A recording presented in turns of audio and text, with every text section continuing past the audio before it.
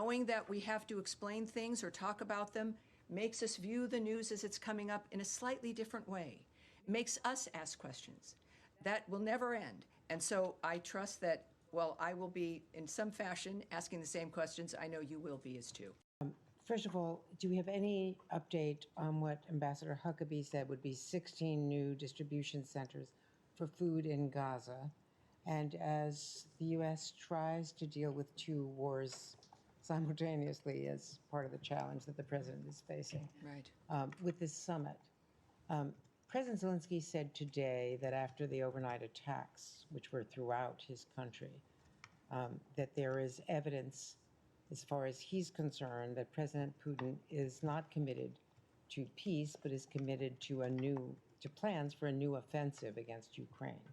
So going into these negotiations, with what President Zelensky says is an imbalance in what is going on the battlefield right now, how does the president hope to try to get President Putin to abandon this commitment that seems obvious from the battlefield, by day after day advancing? Let me answer the first question about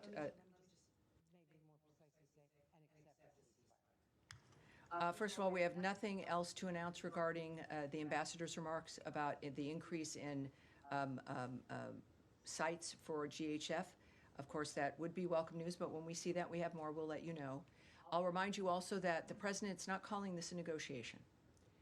He is not the one that asked for it. This is what, as I've equated to you before, his remarks were that this is to see what's happening, to see what's possible. So negotiation, I think, is certainly not the right word. How he expects to get to where he gets, I won't have details for you in that regard, but there's a reason why he's the one there and we aren't. He is clearly, the list that I read out to you regarding being the president of peace is an astounding one. Perhaps it's situations around the globe that just didn't interest other people. But for President Trump, everyone matters.